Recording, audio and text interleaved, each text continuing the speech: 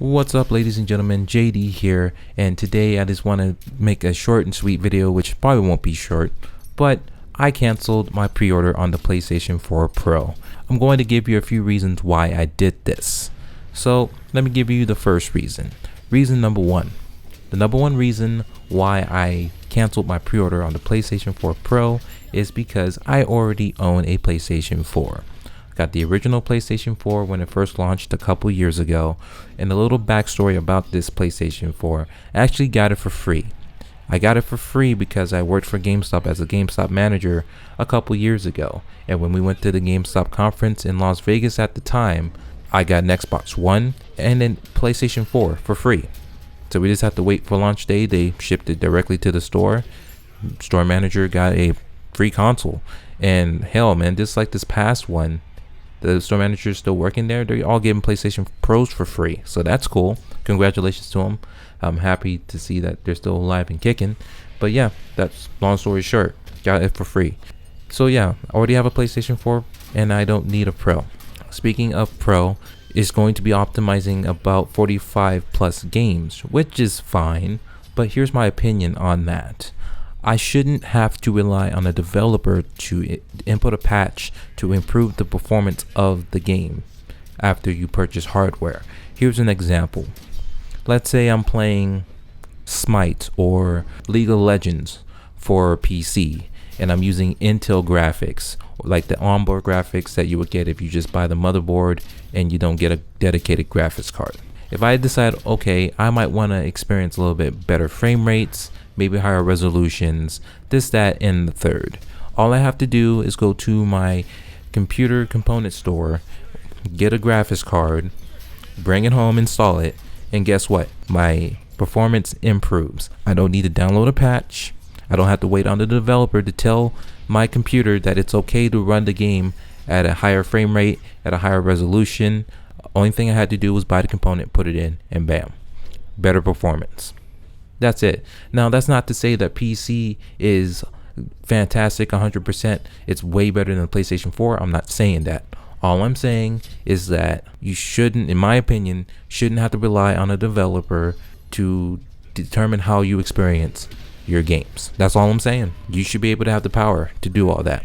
And so I'll leave it at that. The number two reason why I don't want the PS4 Pro anymore and I canceled it is because I don't have a 4K television. Remember, you do not need a 4K television to experience the PlayStation 4 Pro. Just like I mentioned, 45 games will be able to utilize the power of the PlayStation 4 Pro, and it's going to use super sampling, so it can probably play games at a higher resolution but then downscale it and use anti-aliasing to smooth out those lines, those edges, those jaggies, and make your gameplay experience a little bit better in terms of visuals. In terms of the power inside the system, you might get better frame rates. So games that didn't run as well on the original PlayStation 4 will run better on the PlayStation 4 Pro, especially at 1080p. But again, it's all about how the developer wants to determine and download the patch and see if they'll allow you to do that. So long story short, I don't have a 4K television, and I'm not telling you guys to not buy a PlayStation 4 just because you don't have a 4K television. You will still benefit by having a Pro even on 1080p screens. It's just a little bit different, just not for me. Reason number three. The third reason why I canceled the PlayStation 4 Pro is because I pre-ordered it through Amazon.com. I've had some issues with the past, which has been resolved pretty quickly. My wife has had issues with Amazon.com, which again has been resolved fairly quickly. However, some things you just can't wait. For an example, check out Angry Joe. He makes a lot of review videos, a lot of angry rant videos, but when he does his reviews, he does a lot of them in high quality. He takes a little bit of extra time to make sure he explains what he's talking about, but he goes all out. He uses costumes, and an example of this was he was going to review Titanfall 2, and he had pre-ordered the special collector's edition, which was $349.99. I forget the price of it, but it came with a replica helmet that you could put on, like it was a wearable helmet. He pre-orders it, the game comes out, and he is notified that his copy of the special edition is not coming to his house anytime soon. In fact, they don't know they don't have an estimate. They don't know when it's coming to his place. So he was pretty upset about that, and he urges people not to pre-order through Amazon. And to make matters worse, just about a week and a half ago, when I still had this PS4 Pro pre-ordered, I also received an email saying that they have delayed the shipment of my PlayStation 4 Pro when it comes out November 10th. It didn't explain why, but I will provide proof, probably in a screenshot here, that shows that I did receive an email from Amazon letting me know that my shipment of the Pro would have been delayed, and I most likely would have not received the PlayStation 4 Pro at launch, which defeated the point of me purchasing and pre-ordering in the first place. So yes, you can imagine, I asked for this day off at work. This is November 10th. I can't wait for this thing to show up, and it doesn't show up. And it's like, we don't know when you're gonna get it. I would have been pissed the hell off. So yeah, especially after what happened with Angry Joe, I've lost confidence in Amazon.com when it comes to video game pre-orders, and I just said forget it, cancel. And here's reason number 4.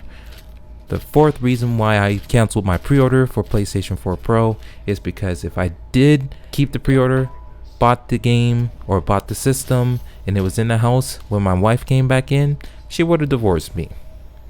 Yes, she said if I came back into this place and there's a PlayStation 4 Pro in this house, I will divorce you. And you know what? I'm not gonna sit here and see if she's playing around or joking, but you know, it's expensive. It's $3.99. You know, we could be using that money for something else. I wouldn't test her luck. And ladies and gentlemen, trust me, we wouldn't get a divorce if I just buy a $400 console and she saw it and she would have flipped the hell out. But yeah, like it's okay. It's okay. There's no place for this PlayStation 4 Pro. Already have a PlayStation 4. The games is being optimized. I barely have any of the games is on the list, so it wouldn't benefit me anyways.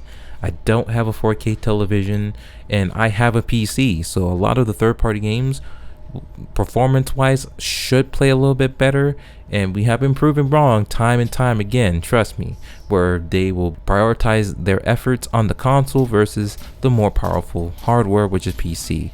But since the money is over by the consoles, that's where the performance is going to be sometimes, and that's ridiculous, but it is what it is, and it's a shame. So that's it, but thank you for watching this video. Really appreciate it. Go ahead and hit that like button if you enjoyed my kind of little conversation about why I canceled my PlayStation 4 Pro, and subscribe for more videos. I really appreciate it, and thank you very much. Have a good night. Peace.